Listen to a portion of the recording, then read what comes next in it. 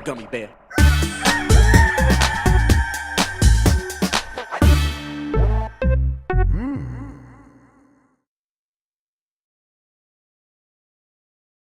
It's the internet. You're busy. Let's do this for July 25th, 2024. For the next hour or so, let me help you sort through the world of gaming on Game S Mornings Live with me, Jeff Grubb.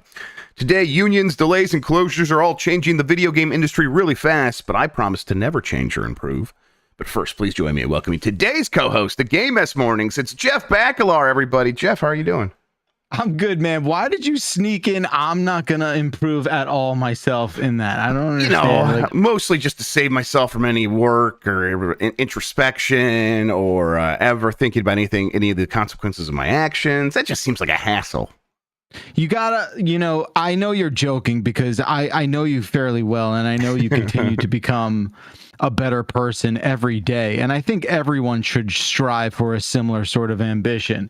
Try and get better every day, people. It's hard, right? So what if your dad's a huge pain in the ass and you just want to shoot him into the sun? You can be better. He's not going to change, but you can change. Yeah, it's kind of annoying a little bit being introspective. That's what's like, oh man, think about all the things I could have done better. And you know what? Let's actually try to do it better so I don't feel this way again. It's like, that it is a hassle, but it's worth it.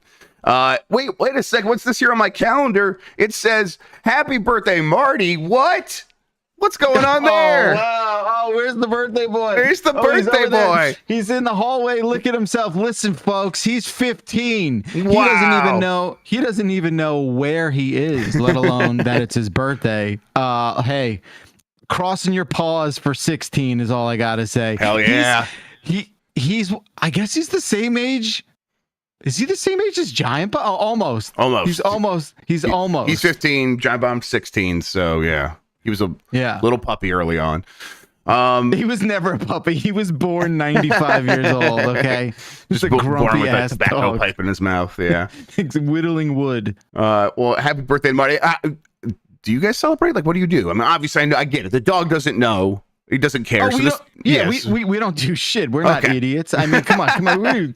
I'm sorry. I hate to break it to you, but your animal doesn't know its birthday, and it doesn't know when you celebrate.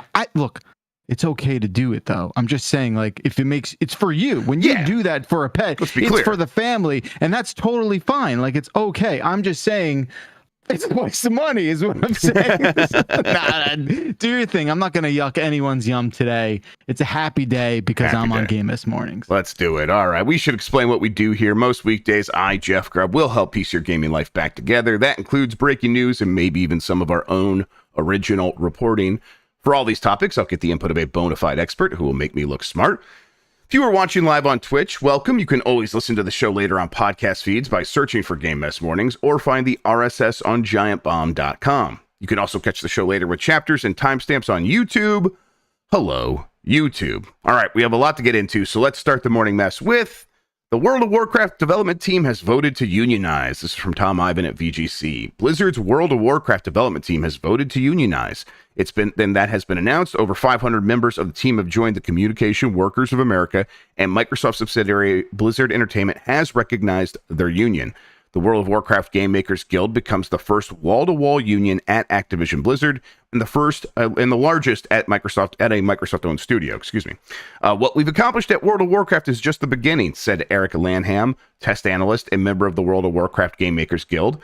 My colleagues and I are embarking on a quest to secure better pay, benefits, and job security through a strong union contract. We know that when workers have a protected voice, it's a win-win for employee standards, the studio, and World of Warcraft fans looking for the best gaming experience. Through our union, we're ready to tank any obstacles, heal any wounds, and DPS through the challenges ahead. Together, we will ensure a full tier set bonuses. Okay, now they're just being nerdy about it. I didn't know that was going to happen. We get it. Unions are great. We know. I mean, listen, it feels like the dam's broken. We just had it was like Bethesda, right? Like huge swaths over there. They've had unionization, and now World of Warcraft, the team that makes that game, that has had millions of subscribers paying monthly fees every month, huge amounts of money coming in for going on almost 2 decades now. that is really massive. It does feel like if they can do it, I think we said this about the Bethesda one either earlier this week, last week, anyone can do it, right? That's what it feels like. Yes, anyone can organize and form labor empowerment. Here's the thing that I've started to worry about a little bit. In my anecdotal experience with people close to me and just across other entertainment industries, because this is such a thing that's been a shock to the sort of like capitalist corporate system, right? There are places in our world where like retaliation has become very much a thing, and I just brace for that kind of stuff, right? And because you had to like work backwards to get labor empowerment, like there's no mechanism in place to sort of like combat retaliation, right? Yep. And I just think like there's this notion of like, yes, empowerment is great. It's obviously great. It's obviously how it should be. But I also, in that never-ending quest to sort of like level the playing field, I think part of that unionization has to also have things in place to like prepare for that kind of thing and lay out language and details that prevents retaliation as well, right? It's one thing to unionize. It's another to be like, oh man, are we about to just, face something else on the other side of this? Right. Yeah. And there's a lot of states. There might. I'm not super familiar with it. I know there's like probably federal protections against retaliation, but I think you're right. It's always better to just have it like written out in the contract itself to add to those protections. We're seeing it in all of the last summer's entertainment Hollywood strikes, right? Like projects, film, TV, everything has been so slow to greenlight after this. It's just very, and you can, what else can you chalk that up to, right? Right. And I think we're pretty sober about this. I think most people understand what this means. I think there will be skeptics or bad faith arguments that will come about when, let's say, the World of Warcraft team has like layoffs in the future. Like, oh, well, great. What good did the union do? And so no one's going to pretend that this is the solution to every problem facing the people making video games. This is just one of the tools that they can deploy, and a very effective and one of the strongest tools they can deploy to get some protections, to get some transparency into how the business that they work for operates, so that they can get more of the profits that they're creating. It's just it's dialing up improvements across the board. It's not going to stop a company from laying them off in the future 100% of the time. No, and that's the thing. Like unionization, which is a hard word for me to say, apparently, does not like carve. It does not like end capitalism, right? Like it does. It just, again, I think things like this are empirically good because they normalize it, right? And that's what needs to be happening. Is the normalization. Clearly, I mean, just to have back-to-back unionizations at big studios, it's like, oh, something has shifted. The vibe, the vibe shift is upon us, and everyone's jumping aboard because it does feel normal. Yes. And Tom Payne and Chad points out retaliation usually comes before the union is formed. Yeah, but I might think of like examples of the cast members at Disneyland unionizing. Yeah, exactly. And then like, oh, they're like shutting down a lot of those things that those cast members worked on because it's like, oh, well, now you guys are unionized. We have to pay you more, so it costs too much money to do this thing. It's like, okay, maybe that we should have like had some explicit protections against that sort of thing in the contract before we put it in place. But you just can't account for every scenario. You can't account for unintended consequences. What you can do is say, hey, how much money does this company make? Let's see the books, and then let's talk about what's fair. And of course, how can you argue against that? Exactly. I mean, and you're right. Like there's always going to be a way. The labor laws are designed to not protect labor. Right? Yeah. Like it is always at the advantage of the employer. The employer is always at the advantage with the way our labor laws are structured in this country. So like you are always, this is operating from the disadvantage, right? POV, and normalizing it will slowly move the needle in the right direction. Now we're talking about teams inside of major corporations. This is pretty big. This is a World of Warcraft team. A lot of people working on that. 500 people, around like over 500 members of the team have joined the Communication Workers of America. That's almost like twice the size. I think it's more than twice the size of the Bethesda team last week. But we're still talking about teams inside of big corporations. The way it works in, other mediums like film is, hey, if you want to work as an editor in this entire business, you are joining a union. It is a unionized industry, not just a unionized company.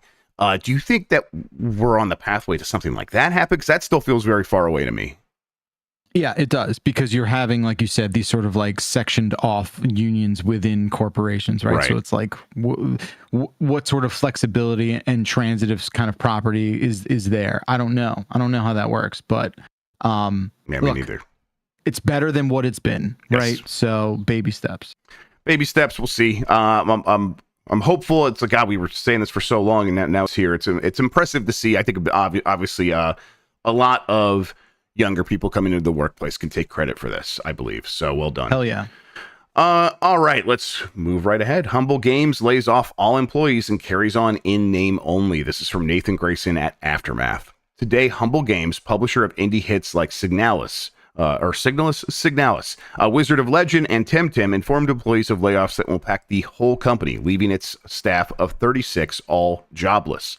Laid off workers took to LinkedIn to relay what management told them in the morning meeting, which Aftermath has obtained a recording of. In the meeting, Steve Horowitz, president of parent company Ziff Davis's technology and shopping division, pointed to long delays and rising costs as pervasive issues faced by Humble Games. He went on to say that Ziff had attempted to sell Humble Games twice before, but that neither attempt created significant demand, and unfortunately, neither attempt created a viable offer or an outcome. As a result, he explained employees are being let go, and remaining projects will be carried over the finish line by a third-party company called the Powell Group. We continue to see the costs rise, delays continue, and during the sale process of our attempt to sell over the past couple of months, we've seen an additional millions increase in development expenses, coupled with even longer delays in bringing titles to market, Horowitz told employees. Given all this, we've made a very tough but necessary decision to restructure all of Humble Games with the goal of providing the best cost-effective way to make sure that the games see the market, our existing slates sees market, and supporting the developers that are associated with it. As such, we're going to be using a third party to help us manage the slate moving forward, as well as the back catalog. As a result, all roles within Humble Games are going to be impacted. So I mean, this is essentially a closure, because it's what's happening is the team that was working at Humble Games all gone. And sure, the name's still there, but it's being moved to this new outside corporation. So it just feels kind of like a sneaky way to save money. And really, it sounds like what happened here is Ziff didn't understand the business that they were getting into, right? They did not understand that publishing video games was going to be an expensive endeavor that would have complications and delays. And it's like, oh boy, how did you not know that? That's like basic 101 stuff. This kind of speaks to a lot of times these corporations don't know the world that they're entering, right? Yeah, I think a lot of this. I mean, look, I think the sort of original spirit of what Humble Games was maybe not crystal clear. I think these acquisitions happen, and it's just a lot of like, I don't know, sometimes it feels like it's a lot of this back of the napkin math where it's like, hey, this plus this equals more dollar signs, and it's like, how are we going to integrate, how are we going to actually make this work? I don't know. And as a consequence, obviously people lose their jobs. So yeah, I think I didn't realize how long ago they were acquired. I thought that was more recent. Yeah, when were they acquired? Yeah, it was 2017. Yeah, right. Jesus. Okay. Yeah, IGN acquired in 2017. Humble Games was a publisher spun off from Humble Bundle, a charity-centric storefront that was acquired by IGN in 2017, which has not been impacted by today's cuts. So if people are thinking about Humble Bundle versus Humble Games, Humble Bundle, the thing you go to spend $5 to get 30 games, and half that money goes to charity. That's generally how it works. That's going to continue as it was and has been for a while. Humble Games, a publisher that first did start as a part of Humble Bundle, was working with developers to create games and release games. That is what's being affected here. I think that you're right. Like, getting into the indie publishing space is it's challenging. You need, and like you said, it needs to be crystal clear what your sort of voice is, what you're trying to accomplish, why people pay attention to a game that has Humble Games written on it. And that's hard to do. I think there are a couple publishers that have shown it's possible, obviously Devolver and a handful of others. But Humble Games is not one I was ever really thinking of actively. And then, they have a couple of delays and they're like, oh, wow, this sucks. That's way more money than we were expecting to have to spend. And it's like, well, yeah, but that is also just so normal for this industry that how did you not anticipate that? And I think it's pretty simple that Ziff Davis it's what you said again, like that this plus this equals more money. And the person in charge of mergers and acquisitions, their job is to make the merger happen. Their job is to find something where it's like, hey, if we put these two numbers together, it does get bigger. But that's another department's job to actually execute on that. And those visions sometimes, and I think probably often, can misalign. And when the reality actually hits the pavement, and they have to figure out how to turn this acquisition into a profit generating thing. That's got to be complicated. And then the person that put the merger together kind of washes their hands of it and goes to the next merger, right? Right. Especially, when it's some sort of we either sold it off again and we either broke even or came out in the black a little bit. And that's a win.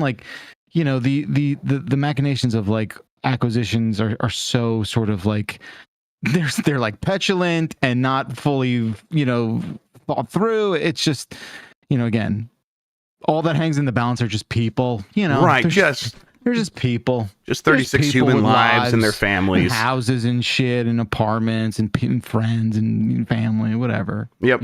It's, and it's frustrating. I think people will see that Humble Games name now and they'll kind of understand what's happening there. But I think that this is what a lot of employees are saying who have spoken on the record now about what's happening here, that this is just about saving face. They will ship these games that they're contractually obligated to ship.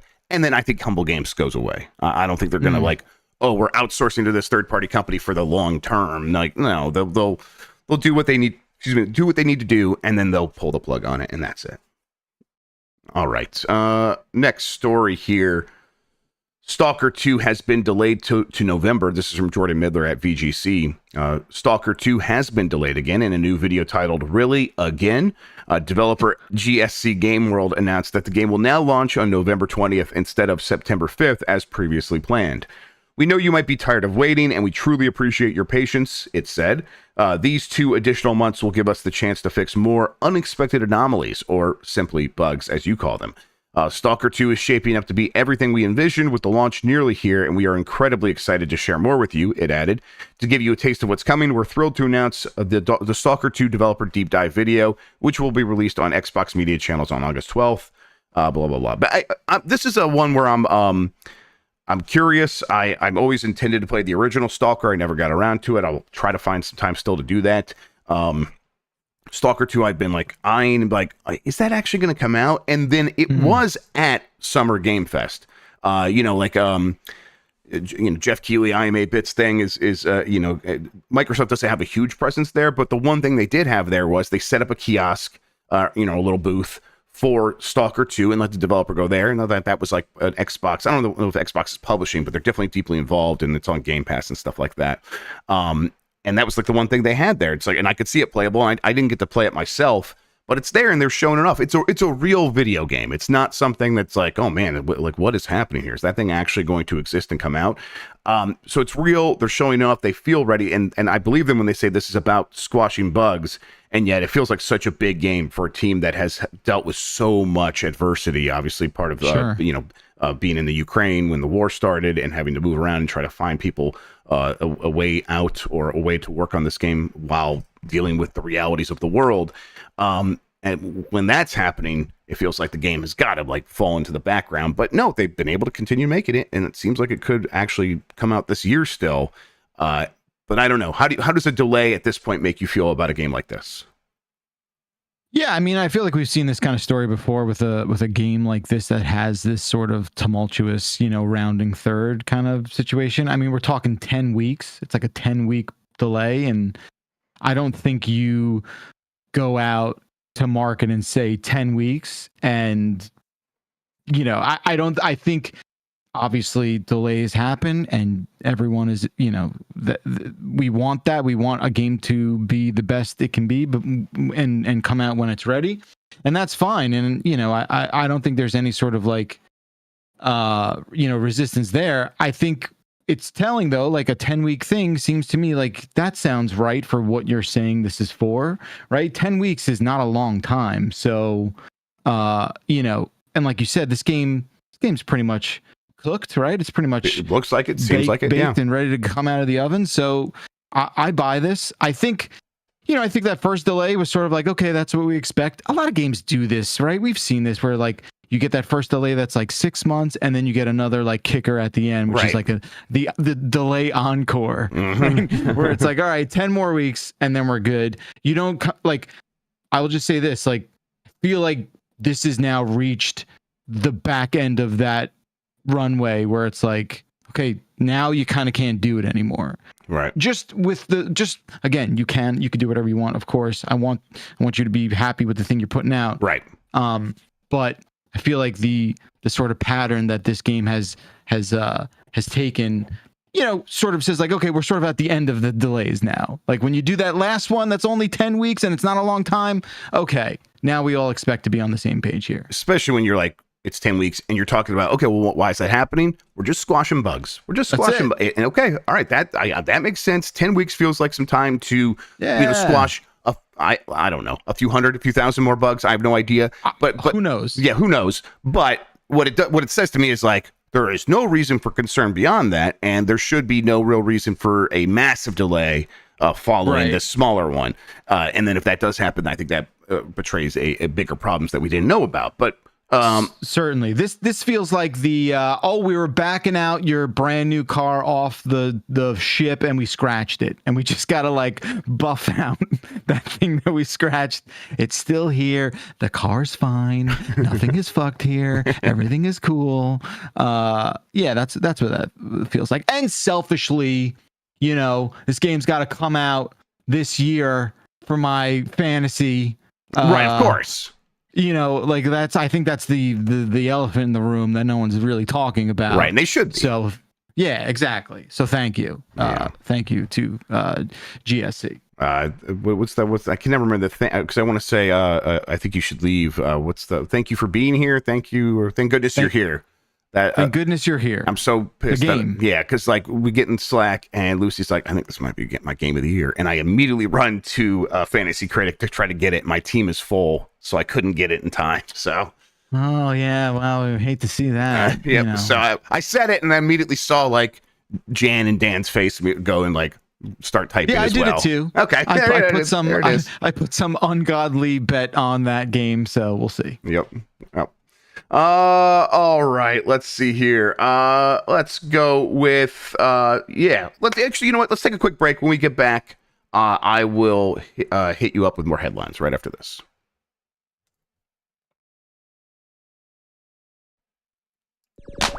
Oh, that's the wrong button, everybody. Let's go back and fade to black. We'll just cut that out later. There we go. All right, we are back. We got a few more headlines. First time doing a podcast, everybody. Just stand back. It'll be all right.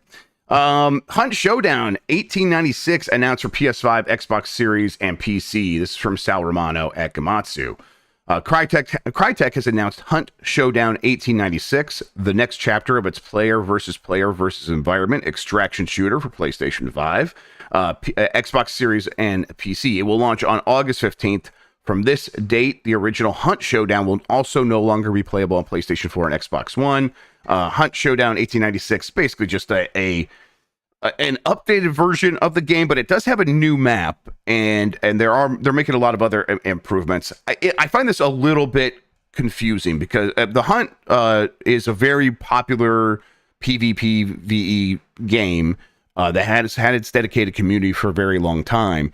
And I know that it has a lot of players on PC. I'm trying to like gauge, is this version of the game, this new one, Hunt Showdown 1896, a way of getting it to run better on console, to maybe improve the audience on console or something like that? It seems like that's what they're going for. But that idea of having a game on consoles that does work and replacing it and having that one be no longer replayable and replacing it with something new, Do you think that's something that can work? Is that a good strategy? Well, what's a game that's done that before? I'm honestly trying to think. I'm not sure. There probably is an example, but nothing comes to mind immediately. It's maybe Destiny. Overwatch 2 is a good one. Overwatch 2 was, here's Overwatch 2. Overwatch 1 is no longer playable, but Overwatch 2 is still basically just Overwatch 1. They're like, hey, no, we are replacing that, and this is very similar, but it's a new map. So I guess what it's kind of similar to in a way is when like Fortnite replaces its maps and does big updates. But I know something about this still just feels odd. I believe Hunt Showdown is Counter-Strike 2 is another good example. Are people gonna have to buy this game again? Because I'm like that's where I'm at with this. It's like, is this gonna have to be if you own the original Hunt? Do you have to get this again, or are these free to play games? I'm like double checking on this right now. Go ahead. No, I was gonna say it is weird when games just sort of like overwrite themselves like that. Yeah, like I get that that's possible, but it is weird. Yeah, it's weird. Yeah. And I tell you what I do like though is a subtitle that's just a year, like 1896. We're just going to change the year. It's a whole different setting. Everybody get ready. Stand back. We've thought of everything. It's going to feel very different. The Hunt came out at that time that like PUBG and Fortnite was getting big. And where you're going to go on these maps, you're going to explore them. But its claim to fame was the PvPvE aspect of there are other players in the world, but there are enemy NPCs that you need to worry about as well. Enemies, monsters. And it's been sort of pretty big ever since. Like Warframe 1999 and The Order 1886. That Order 1886 was just, that's the name of that game. It wasn't like a sequel or anything, but I guess that's a good move too. I'm kind of curious about this. What I'm seeing here is I'm going to check this out and kind of see what's going on with the Hunt. CryEngine still out there. They're still making games in CryEngine. It'll outlive all of us, apparently. Let's hit this next one. EA cancels unpopular Apex Legends Battle Pass after following an outcry from fans about the changes. This is from Tom Ivan at VGC, who had a lot of stories today. Tom the Machine Ivan. Electronic Arts has revised its plans to shake up the Apex Legends Battle Pass experience following a backlash from fans. Starting with Season 22, there will be 2 $10 Battle Passes per season rather than one, and EA was planning to remove the ability to purchase premium battle passes using the game's virtual currency Apex coins. But following an outcry from players, it's confirmed on Wednesday that this will no longer be the case when Season 22 launches on August 6th. You've spoken and we've listened, EA said, that famous line. With the release of Season 22, we will restore the ability to get premium battle pass for 950 Apex coins. We recognize that we could have handled the battle pass changes better. That's on us. You'll be able to earn Apex coins via the Battle Pass to get future passes, it added as well. While Apex Legends Battle Pass currently runs for the whole season and has 110 levels going forward, each season will offer 2 Battle Passes, one for each split, with both including 60 levels. With the launch of Season 22, the first premium Battle Pass will be unlockable by completing a series of simple in-game challenges. Starting with the second split on September 17th, premium battle passes will be available for 950 Apex coins. Basically what happened here is they were trying to change things up so they could have these seasons of the battle pass, split them into 2, charge a little bit more money for them, and make it more difficult to use like game experience to get these things for either a reduced price or for free. And the reason they were doing that, Bakalar, obviously, is because Apex Legends, while it has a lot of players still, tons of players, it is not growing. It's not bringing in a lot of new players. So they're shifting. We're going to make more money from the audience that we have. And the way we're going to do that is however they rolled this out. But the fans that they have hated it. And I think they were like, they definitely were like kind of quiet about it for a few weeks over at Respawn, like trying to see if they could still get away with it. And it became pretty obvious they weren't going to be able to do that. And so now here they are reversing the changes. And I think this is the big issue with these live service games, Bakalar, where the companies repeatedly have to see what they can get away with. Totally. And that has happened a bunch of times with Apex Legends, right? Yeah, it's just operation, right? Yep. It's just that game operation. It's like, Right. all right, I think I can pull out this fucking heart. Nope, I can't. I can't do that. I got to put that back. Yeah, I mean, it's just like this, trial and error kind of thing. That is probably not a healthy way to kind of like have a business model operate, but Right. that is the nature of live services. There's plenty. Look, when you're not growing, this is what's gonna happen. So, I just think the dynamic, the relationship between player and developer is it's weird. It's weird that it is like this, and you have to do this dance where it's this constant like, would you be okay if we like took that away and made you pay for this? And how would that operate? Is that okay? And I don't know. That doesn't feel great. And it's the $5 footlong thing, right? Where it's like you have this way of people understanding your business so much that you made a song about it and they get used to it. And then when it's like, oh, the reality changes, well, that song is still stuck in everyone's head. $5 foot long. And then they go and they see that the sub that they were paying $5 for is now $11.95. And they're like, wait, what the fuck? I really feel the difference here because I am so used to one thing. And I think when people are so engaged with your game for years, and that's the audience we're talking about them trying to exploit here, they are going to be extra sensitive to any changes that where they notice an increase or a big increase or even a small increase. And it is like kind of like leading from behind a little bit. And I think that the EA is always guilty of this. People are pointing out like Project $10 in like the thing where it's like, EA would put a online pass in their games, and you'd have to like when you buy the game new, you would have to redeem that. So when you sold the game, there was no online code. You would have to go online and, all right, I bought this game used, or a friend handed it to me, and now if I want to play it online, I got to give EA another $10. It's and people hated that too. It's like, okay, well, EA constantly trying to do things that people hate because they're trying to see if they can get away with it. Doesn't feel like a good long-term strategy.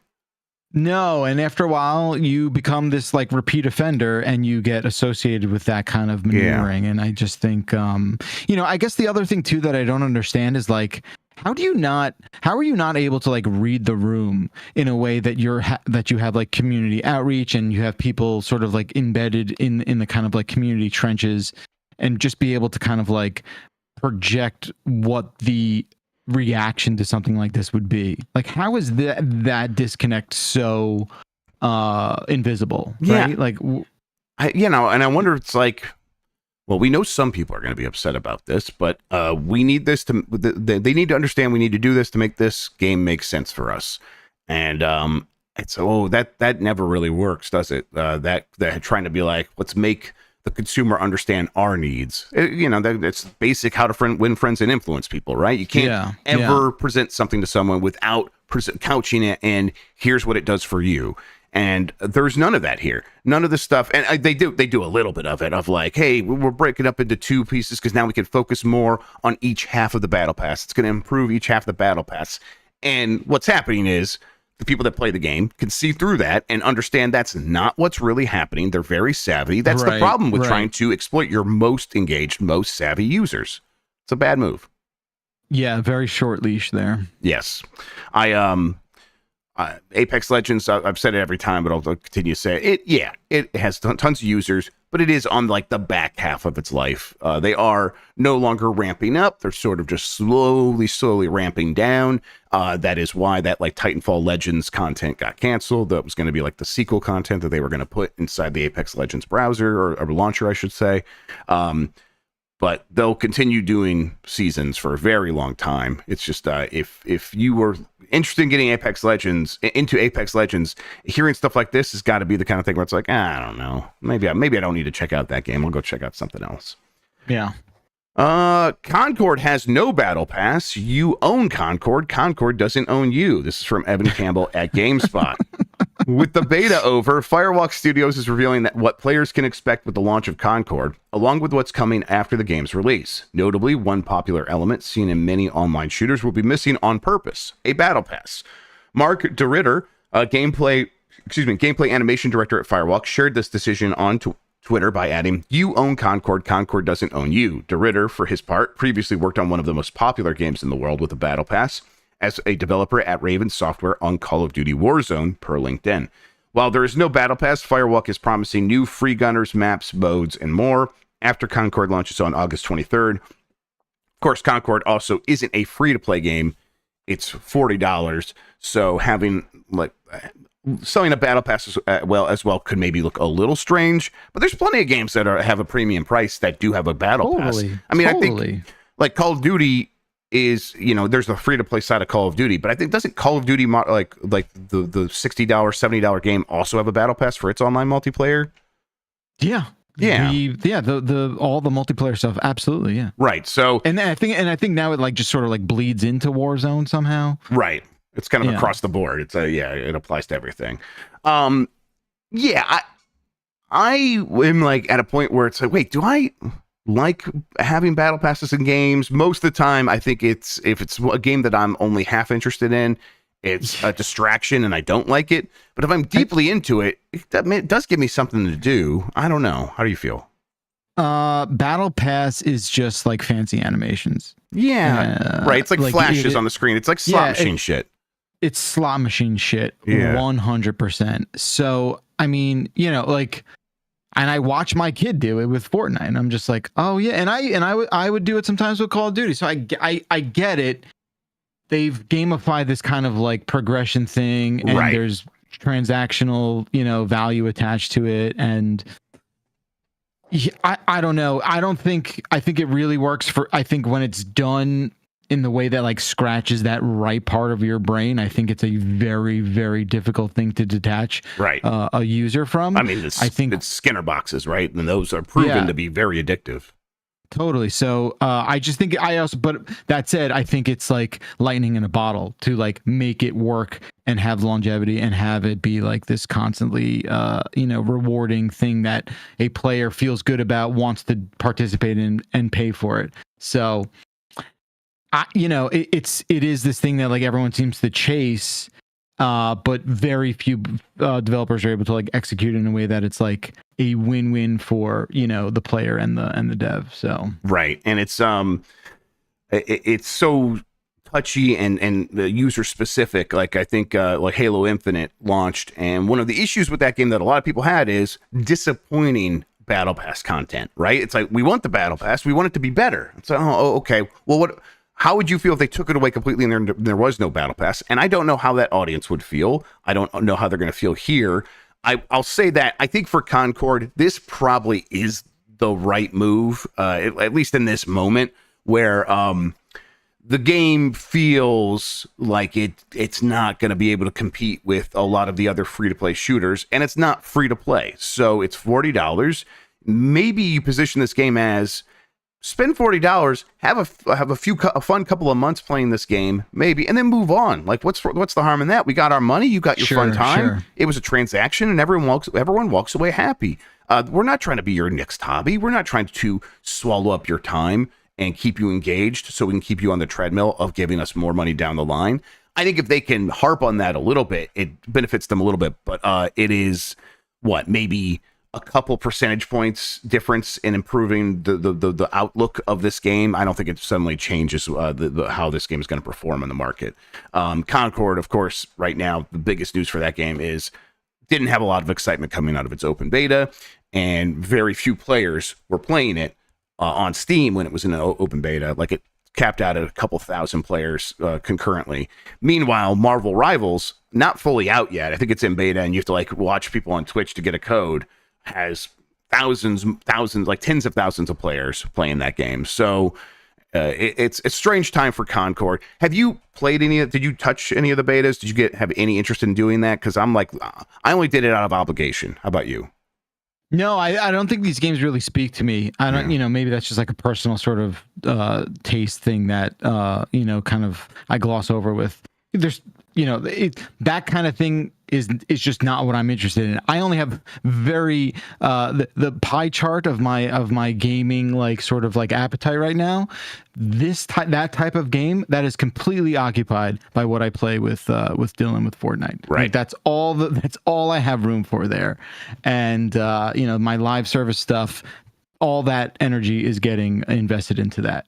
And outside of that, I want to play the indie stuff, and I want to play, single player stuff. Yep. And I think Concord has an uphill battle with everyone for various reasons, but I think a lot of people kind of feel very similar. Like, I'm happy playing either Fortnite or whatever other free-to-play shooter I'm playing, and Concord trying to sort of shoulder it, you bump its way into that space, it's going to be like it's just going to hit a brick wall, and it feels like it already has. And let me just tell you something, like, Fortnite is really good. Like, I'm going to say that out loud. Like, it is excellent. Oh, yeah. You know? I Like, mean, it really hit me when the Spider-Man web slinging stuff got in there, and I'm like, this fucking rules. This is so cool. I just feel like it still has this sort of, like, stigma in some circles. Well, they put the Cybertrunk in there. All right. So. Oh, no, I thought they put it in Rocket League. I think they put it in both. Oh, that's fucked up. Yep. I'd like to walk back something I just said. Number one Cybertruck fan, Jeff Bakalar, here to defend his buddy Elon. Oh, man. Can I just tell you, like, please? We saw one for the first time a couple weeks ago. And there, you know, if you don't know, there is this sort of like under 13 mentality of like the Cybertruck is the coolest thing in the world. Yeah, I bet. It's just because kids are fucking stupid and they don't know what they're talking about. Then my kid saw it in person and laughed out loud. Like rolled the window down and pointed at that person and did the L thing on his forehead. No way, really? Yeah, I swear to God. Oh my God. To God. Be careful, okay? You're gonna get shot. Road rage. I with what? A plasma rifle? Like what are we, you know, like okay, right? Like motherfucker, it is the most unrendered car in history. It is so dumb looking. It's really dumb looking. It's too long. I think, listen, there's a lot of problems with it, but when I saw it in person and I saw it make its turn, it just looks stiff and odd and uncomfortable. It looks like a car that is uncomfortable in its own body. Look, and like obviously, you know, there's baggage with that thing, right? Elon Musk is a total fuckface, and you know, like you see that car. The best way I could describe it is like, you know, when like Who Framed Roger Rabbit, like the cartoons in the real world, like you're just like, oh, that looks weird. That's the feeling. That's what it's like. You're like, oh, what? Yeah, this N64 like, car in the real world. It's like, yeah, it's like, is there some weird dimensional rift that thing came out of because it's in our world and looks out of place? And anyway, that's cool. All Elon does is make money, except for the 7 consecutive quarters in a row where Tesla has lost money. Other than that, that's all. Yeah, that's all. He makes brilliant buying decisions, not motivated by just petulance or anything like that. And just runs a great website. He's awesome, and X is now the best thing ever. I love having to the everything website. You know, remember, like I will tell my grandkids about when Twitter was like, yeah, you could just like trust people on there, right? You could just, there was a 2-year period where it's like, no, yeah, they're doing a good job of like getting rid of misinformation and Nazis. That's nice. And now you can't even imagine that world. And now any prick who has $4.99 can just be an authoritative. My God, we are the dumbest motherfuckers in history. Yep. And it reflects us very well over there on X. All right. Last couple of stories here. Lego Super Mario World and Yoshi set have debuted at Comic-Con. This is from Jordan Midler at VGC. A new Lego Super Mario set, this time depicting Mario and Yoshi from Super Mario World, has been shown off at San Diego Comic-Con. The set, images of which are circulated on Twitter before an official reveal later today, was discovered as part of Lego's booth at San Diego Comic-Con, which takes place this weekend. I think I have an image of this somewhere. How are you on Lego these days? Because I keep wanting to buy them, and then I don't have any time to build them, or I do not take the time to build them, I suppose is how I would put it. But boy, this looks really cool. Yeah, Dib and I are like all in. We've done some serious shit. We did that huge DeLorean that he then fucking dropped, and now we got to do a lot of surgery on that thing. Dumbass kid. It's like, how do you do? I will get to that. Maybe that's like a dump truck conversation, but. All right. Yeah. So so I love Lego. I think it's brilliant. I really do, aside from like the questionable plastic overusage. But I think the Mario stuff, for me, it just hasn't landed. Like Sure. Are you seeing the images of this? I think this looks pretty good. Yeah, I think display stuff is great. Yeah. Right, like that's what I want. Like, I don't think anyone's ever cracked the nut of like functional Lego stuff. you know? Right. And I think You that's what talk about like original the Mario sort of play sets. Yeah, like when Mario had like my a barcode young kids reader really in his like ass. that stuff, but they they play with it in a way that is not intended by Lego, so they're like finding their own fun in a way you do with any toy. And that's great, right? Yeah. That's the spirit of Lego, right? Is to just be imaginative and creative and like live in the buildable world. I think what they aimed for with the sort of like, oh, you can make Mario bounce on a thing, and like to me that lands real short, especially watching young kids play with it and then be almost instantaneously bored and disappointed with it. Right. So this is a display thing that we're looking at here with and Mario it looks like it's got a crank here, so you can make like Yoshi's feet like go back and forth, and that's it. Awesome. It's like the NES, right? The NES build that was NES great. Is an engineering marvel. Yes. Like, that's very cool. What a brilliant demonstration of like the true ability of that thing. Yeah. Right? There you go. Make that face, baby. That's where it's at. Crank the Yoshi, Mario, and your NES, everybody. Let's go. But this is great. I'm going to be all over this for sure. Yeah. This is great. I think the functional stuff doesn't work for me. This stuff, display stuff, it's great. Of course, with any light side choice, you have to have a dark side, and that has led us to Shadow the Hedgehog bust, which really just looks like Shadow the Hedgehog's head on a spike. Yeah, it looks like Sweet Tooth, it's like the car ornament, right? The van ornament Sweet Tooth, it just looks weird. Oh, The chat's pointing out he looks like he's in pain. Right, it just looks miserable, and I don't know, it's very funny. Lego don't do circles well. So. No, yeah, that's a good point. That guy's head's just a circle with some spikes on it. That's okay. All right. Listen, Sonic fans, I guess you get something too. Good luck with that. Win some, lose some, right? Shadow the Hedgehog. There he is. He's going to be. It's the year Shadow the Hedgehog. I'm hearing. So, time to get down with that, I suppose. All right. It is weird that like some of his fur is like the underside of Lego that's exposed. Like that's peeking behind the curtain in a weird way, right? It's like weird, yeah. Aren't you not supposed to see that? Isn't that always like, oh, that's the underside of right? Lego. You're supposed to like complete it by like something should be on there, but it's like no, they're saying like that is the furry texture, I suppose. Yeah, it's weird. Okay. Like the inner ear is like the underside of it. Yeah, it's odd. Okay. Yeah, it looks a little. This feels like one where they're like. Sega shows up. Hey, can we get some too? And they're like, yeah, we'll put the C team on that. Just drop a box of miscellaneous brown, red, and black pieces. Yeah, here's some leftovers. Figure out your Shadow character, and we'll settle it for $79. Shadow the Hedgehog? That's not real, is it? And then Sega has to be embarrassed. That's awesome. Okay, last story here. You can. Awesome. It's incredible. I want to see one of these in real life. If anyone actually ends up getting a Shadow the Hedgehog, let me know. You can basically play a new Fallout game right now. This is from Luis Joshua Gutierrez at GameSpot. Team Folan, the indie studio working on the highly anticipated Fallout London mod, has announced that players will finally be able to explore a post-apocalyptic London starting today, July 25th. Although the drop may seem a bit sudden, Team Folan has been teasing it since last week. The studio announced via Kotaku in its Discord that GOG gave the mod the green light and was in its final stages. Then on July 24th, Team Folan project manager Dean Carter released another statement to its Discord that read, "Stay safe and remember, mind the gap." The message was accompanied by a link to a song called I Just Can't Wait for Tomorrow that is featured in Fallout London. For people kind of like, wait, what is this now? A team of modders have made a whole new game inside of Fallout 4 called Fallout London.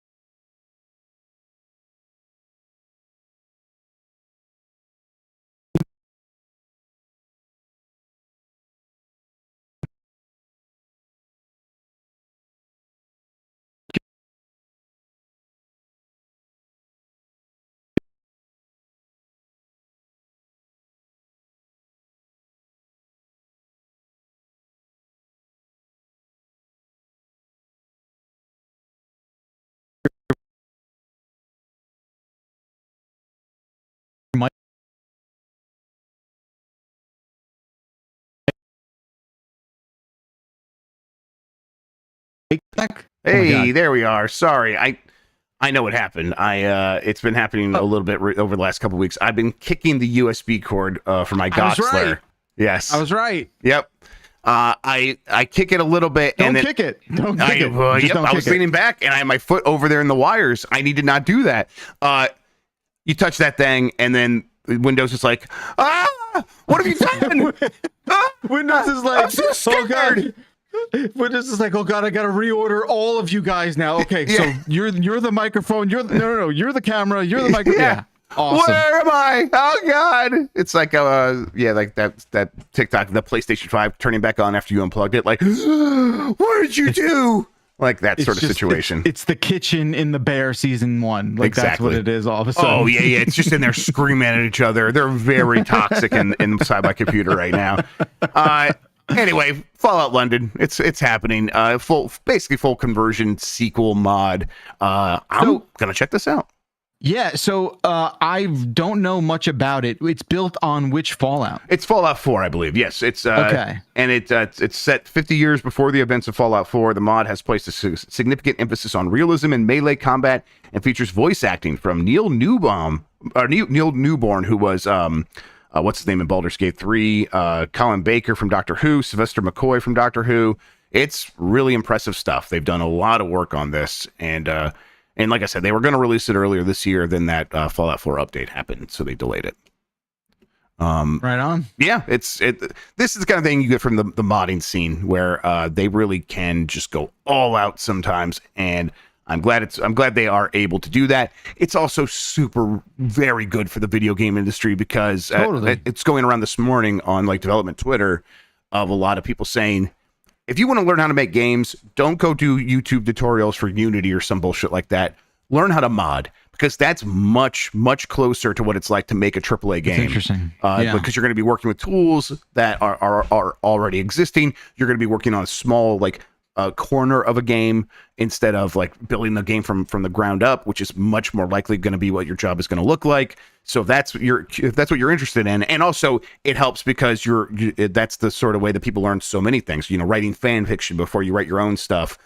Sure. And kind of having a lot of stuff there for you, and then you can look and see how people did it, and then that can inform how you do it going forward. So yeah, very cool and a very neat thing, and I'm gonna check it out. Yeah, Fallout London available right now.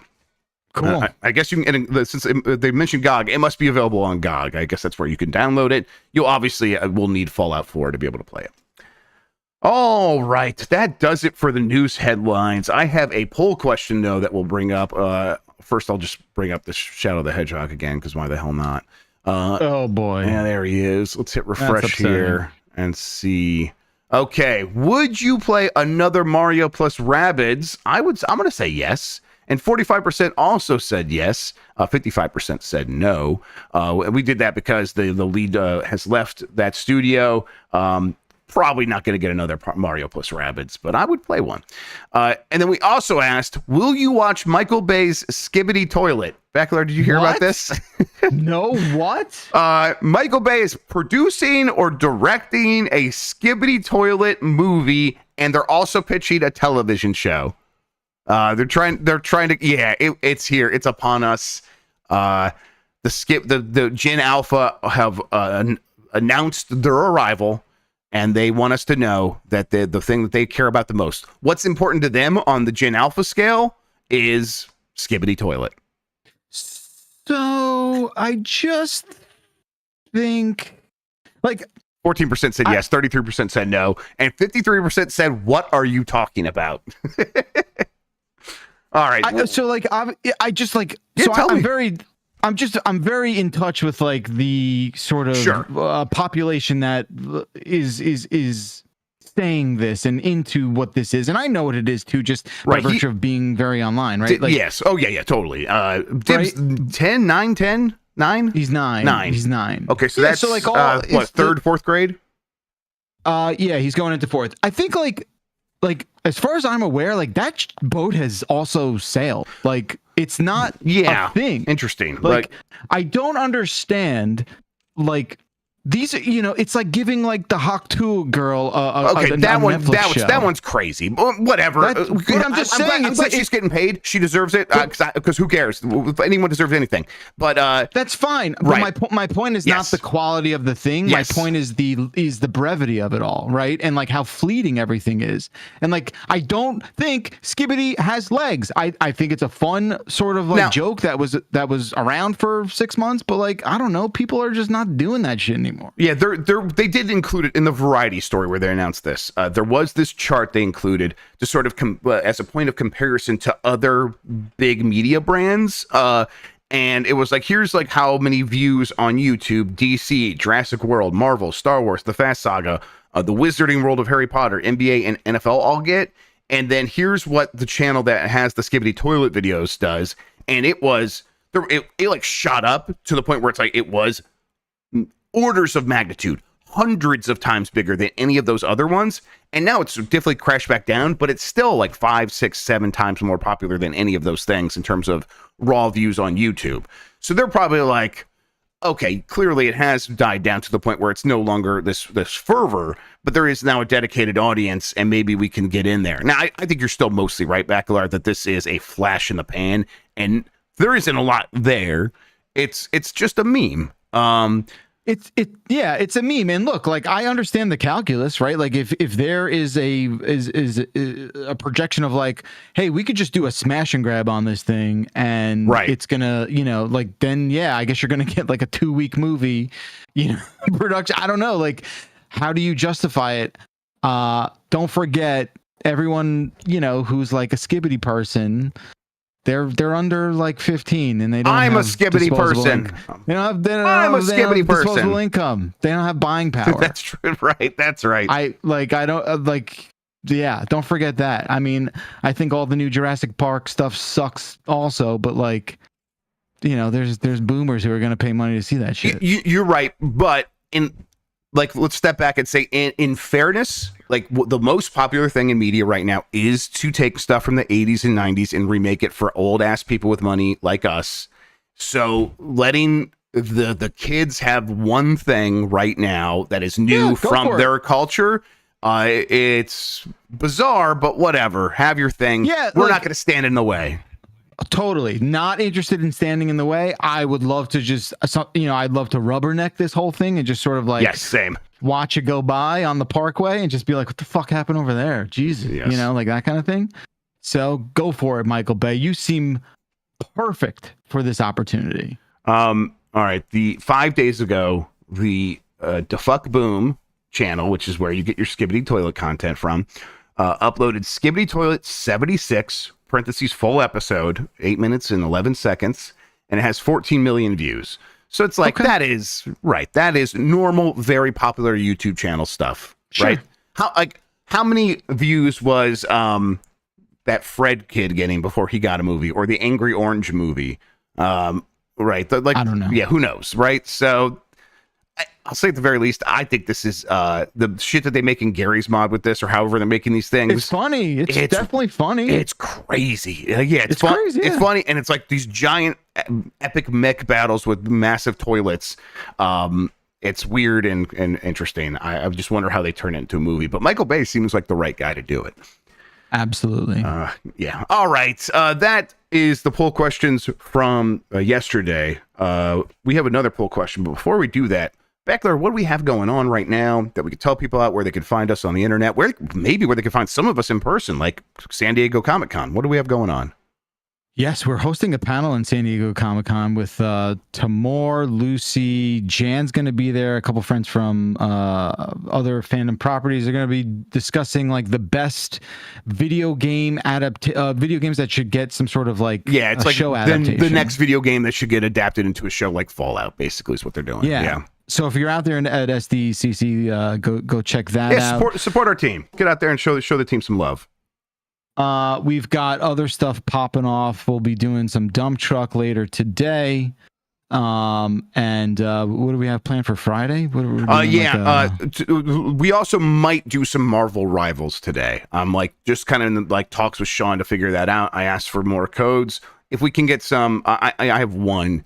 Maybe we'll play some Marvel Rivals today. But tomorrow the plan is to do anime party. Is it Demon Slayer? Everybody, Demon Slayer party. Yeah, that's what it is. So there's a Mario Party basically that is based on an anime called Demon Slayer, which I'm sure a lot of people are like, this guy sounds a million years old, because I am. And we're gonna play that. So Dan's got his code. That's gonna happen. You're playing too, Bakalar. Yes, I'm excited to jump into that. Also, I know we've been teasing it for like what feels like months now, but we are on the precipice of releasing a huge merch drop. Yes, we got a lot of work's gone into this, and it's been a lot of fun. But yes, it should be happening very soon. Yeah, huge merch drop. We're also going to be doing like a summer bundle thing, as summer is. Hey, you still got time. Summer's going to go into September and beyond. Well, it does. There's 2 months officially left of summer, right? So like we're not even halfway through it, and that's going to be really, really cool stuff we've never ever sold before. I don't want to like drop the hints just yet, but it's really cool stuff. And I think we're going to have stuff that's like available individually. And then if you want to bundle, I think it's like 4 or 5 summer themed products together. There's like a discounted price for that as well. So that will be coming literally any day. Yep. I'm actually when we hang up here, I'm going to check in on the status of that. Yeah. And we will send that live. Yes. And I got to check in on the status of the image I was supposed to create. So we'll get all that stuff handled and up and at 'em for you all. Definitely check that out though. When we have the details though, we'll drop it in all the places, Discord, social channels. We'll talk about it on our shows, things like that. All right. Any other housekeeping that we should take care of? Yeah, it's just going to be most of the normal stuff in those shows that we mentioned. Definitely check out all of that. All right. New poll question I have right over here. How do you feel about battle passes? Love, like, dislike, or hate? Those are your 4 options. We'll get that up on the YouTube, the community channel there. If you go to youtube.com/@giantbomb, click the community tab. You could vote in this poll. If you also go to the live tab, you can find most of our stuff there. Of course, if you just go to youtube.com/@giantbomb, Turbo Sean's done a good job of reorganizing everything and presenting our new stuff right there up front, as well as like stuff like Metal Gear Scanlan that's been recently uploaded there. You can find all that stuff right there at the top. So pretty good work. You can find all our stuff. It'll be good. And then, of course, more of us, giantbomb.com, more of us on twitch.tv/giantbomb. And we'll do one more secret hint. We're figuring out PAX West. It's very close. It's close. It's close. It's probably gonna happen. Yep. Okay. I'm excited. Tell anyone. Actually, yes, tell everyone. I got some ideas about a panel for that, so I'm excited. All right, Jeff Bakalar, thank you so much for spending today talking with me about video games, man. I really appreciate it. Thank you for having me. This has been the highlight of my week so far. Well, the highlight's got to be that 5-second time in the New York Times Mini. Come on. Okay. Yes, my very authentic and legitimate score. That's right. 5 seconds on the Sunday. On the Sunday one, yeah. Thanks for listening, everybody. You're the best audience in gaming. Until next time, have a good one. Take care of yourself, and happy birthday, Marty. Yeah.